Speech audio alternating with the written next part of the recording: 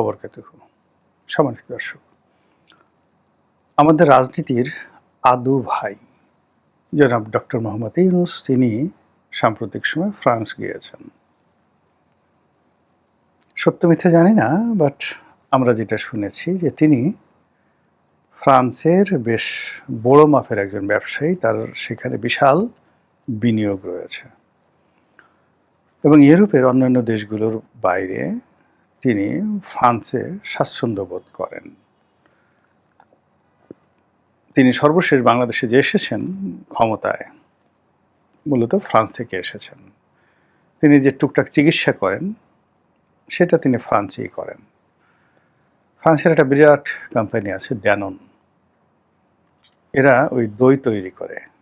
তো এরকম ড্যাননের সঙ্গে একটা জয়েন্ট ভেঞ্চার কোম্পানি তিনি বাংলাদেশে করেছিলেন অনেক আগে, যেখানে ওই জমানাতে ডক্টর মোহাম্মদ ইউনূস 800 crore, ও মাই গড, এখন হয়তো যে সময়তে তিনি 800 কোটি টাকা বিনিয়োগ করে গ্রামীণ ড্যানন এই দইয়ের কারখানা প্রতিষ্ঠা করেছিলেন, সেটা এখনকার জামানাতে মিনিমাম 2000 কোটি টাকা হবে। সেই ব্যবসাটা লাটে উঠছে। তাহলে চিন্তা করুন যে একটা মানুষ কি পরিমাণ ধনসম্পদের মালিক হলে একটা সিঙ্গেল প্রজেক্টে 800 কোটি টাকা বিনিয়োগ করতে পারে। আবার ধরুন এইবার তিনি রাষ্ট্র ক্ষমতায় এসে তার 600 কোটি টাকার কর ছিল, এই 600 কোটি টাকার কর তিনি মকুব করে নিয়েছেন। অন্যদিকে গ্রামীণ ফোনে তার যে শেয়ার, তো গ্রামীণ ফোনে তার যে শেয়ার অনুযায়ী তার যে লভ্যাংশ, সেই লভ্যাংশ হিসেবে গ্রামীণ ফোন থেকে এই লভ্যাংশের হিসাবে 1200 কোটি টাকা তিনি নিয়ে নিয়েছেন এই রাষ্ট্র ক্ষমতাকে ব্যবহার করে। এখন গ্রামীণ ফোনের একটা বিরাট অংশের মালিক ডক্টর মোহাম্মদ ইউনূসের যে প্রতিষ্ঠান গ্রামীণ টেলিকম, আর অন্য অংশের মালিক হলো টেলিনর কোম্পানি, নরওয়ের যে কোম্পানি, সেই মূল কোম্পানি, মাদার কোম্পানি টেলিনর।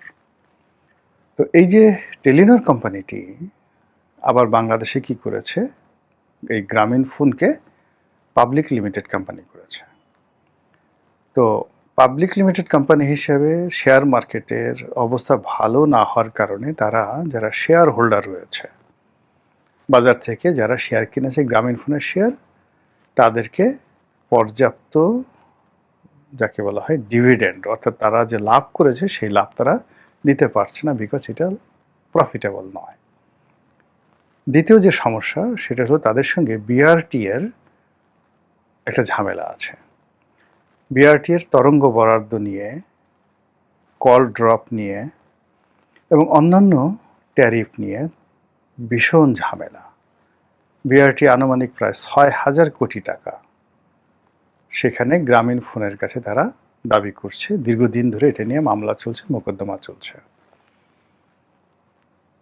তো বিআরটি যেটা বলছে যে এই কোম্পানিটি অসৎ, এদের চরিত্র ভালো না, এরা সরকারকে ট্যাক্স ফাঁকি দেয়, কাজেই আদালতের নির্দেশে বলা হচ্ছিল যে এই কোম্পানি মানে গ্রামীণ ফোন যতদিন না পর্যন্ত তার যারা শেয়ার হোল্ডার আছে, যারা বাজার থেকে শেয়ার মার্কেটে গ্রামীণ ফোনকে বিশ্বাস করে, রাষ্ট্রকে বিশ্বাস করে শেয়ার কিনেছে, তাদের ডিভিডেন্ড না দিচ্ছে, যতদিন পর্যন্ত তারা বিআরটি এর এই যে 6000 কোটি টাকা, এটা কম বেশি হতে পারে, জাস্ট আমি একটা ফিগার বললাম, এই টাকাটা পরিশোধ না করছে, ততদিন পর্যন্ত এটার লভ্যাংশ হিসাব করে এটার লাভ যা আসে, এটা যারা মূল মালিক, মেজর শেয়ার হোল্ডার, তারা তাদের ডিভিডেন্ড নিতে পারবে না।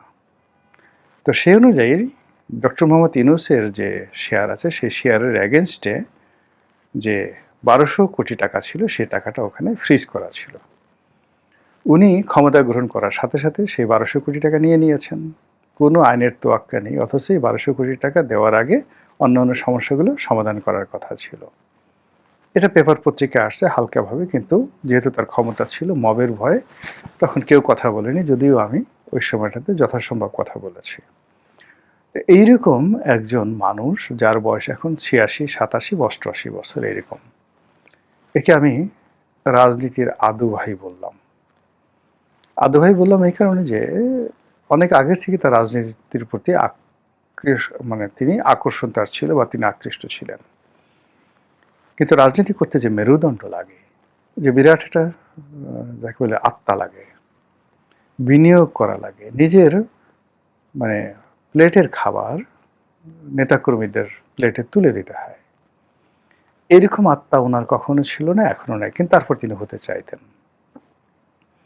আর এরকম চরিত্রের যারা মানুষ তারা করে কি, কারো জুতা চাটে, কারো পা চাটে। আমাদের এই গতানুগতিক রাজনীতিতে ধরুন মন্ত্রী হওয়ার দরকার, এমপি হওয়ার দরকার, কিন্তু ওরকম যোগ্যতা নাই। এই জন্য হয় কি, দলের যিনি প্রধান শেখ হাসিনা হন, তারেক জিয়া হন, খালেদা জিয়া হন, তাদের পা চাটতেই হবে, জুতো চাটতে হবে, ঝাড়ু দিতে হবে। এই কাজগুলো অনেকে করে কাঙ্ক্ষিত মাকামে পৌঁছে যান। ডক্টর মোহাম্মদ ইউনূস এই কাজটি বাংলাদেশে না করে সারা দুনিয়াতে তারা এই কাজটি তিনি করেছেন। করে সামহাউ মার্কিন ডিপ স্টেট হোক, অন্যভাবে হোক, যেভাবে হোক, তিনি ম্যানেজ করে বাংলাদেশের প্রধানমন্ত্রীর পদটি প্রধান উপদেষ্টা রূপে তিনি অলঙ্কৃত করেছেন একেবারে বুড়ো বয়সে। এই জন্য আমি তাকে রাজনীতির আদু ভাই বলি বা বললাম। এর আগে আমি তাকে দাদু ভাই ঠাদু ভাই বলেছি। দাদার মানে আমার দাদা জীবিত থাকলে হয়তো দাদা ১০০ বছর হয়ে গেছে, কিন্তু আমার বাবার সাথে তিনি অনেক সিনিয়র, এই জন্য তাকে দাদা ভাই হিসেবে আমি বলার চেষ্টা করলাম। আমার ছোট দাদার মতো তার হয়তো বয়স।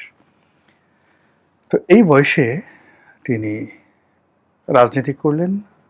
রাজনীতিতে এসে তার সারা জীবনের যে অর্জন সেটি হারালেন।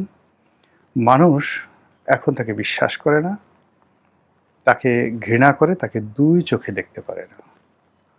এবং সারা বাংলাদেশের বহু মানুষ টকবগে টকবগে ফুটছে কখন দাদু ভাইকে একটু আদর করবে, কখন আদু ভাইকে একটু যত্ন করবে, কখন তার যারা কিচেন ক্যাবিনেট যে লোকজন আছেন তারা কি মরিচ দিয়ে এই দেশ জাতিকে রন্ধন করেছেন, কি মশলা দিয়ে তারা এই জাতিকে কাবাব বানিয়েছেন, এই জিনিসগুলো জনগণ এখন জানতে চায়। হন্যে হয়ে মানুষ খুঁজছে কিচেন ক্যাবিনেটে কি হতো, কারা কারা এই কিচেন ক্যাবিনেটের সদস্য ছিল এবং ওখানে আসলে কি হতো। এবং এই লোকগুলো যে আমেরিকা দালাল হয়ে গেল বা এই লোক যে মার্কিন ডিপ স্টেটের এজেন্ট হয়ে গেল, স্বার্থ কী ছিল, তারা কি পেয়েছে, আর তারা সেই প্রাপ্তির বিনিময়ে এই দেশের কতটা সর্বনাশ করেছে, এগুলো নিয়ে এখন মানুষ চুলচেরা হিসাব করছে, বিশ্লেষণ করছে। প্রায় প্রতিদিনই ডক্টর মোহাম্মদ ইউনূসের বিরুদ্ধে ক্ষোভ বাড়ছে, জনরোষ বাড়ছে।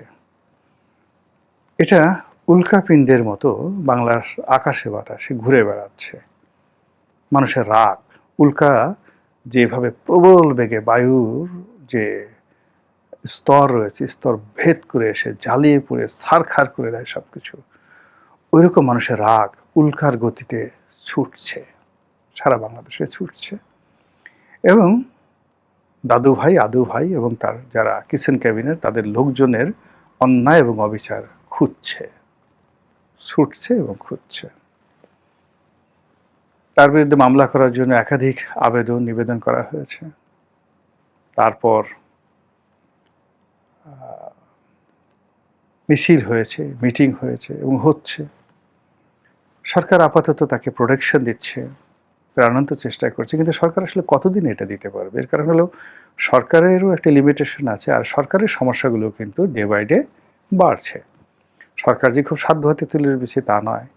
এখন এই যে আমেরিকার সঙ্গে যে গোলামি চুক্তি হয়েছে, এই জন্য সবাই বলছে যে এখানে ডক্টর ইউনূস সরকার, এনসিপি, তারপর জামাত একেবারে মায়ের পেটের ভাইয়ের মতো কাঁধে কাঁধ মিলিয়ে, গলায় গলা মিলিয়ে, একে অপরের সঙ্গে জড়াজড়ি করে পুরো এই চুক্তিটি তারা করেছে। জামাত অবশ্য বলার চেষ্টা করছে আমরা করিনি, আমরা জানি না, কিচ্ছু জানি না, কিন্তু এনসিপি এখন পর্যন্ত তেমন কিছু বলেনি।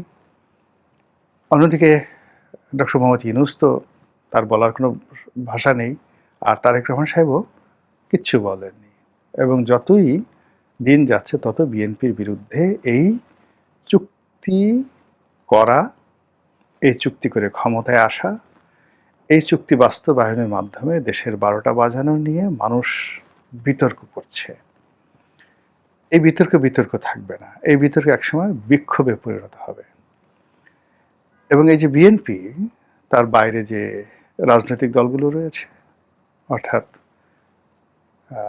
যারা গৃহপালিত বিরোধী দল, জাতীয় পার্টির মতো গৃহপালিত বিরোধী দল হিসেবে আছে, যারা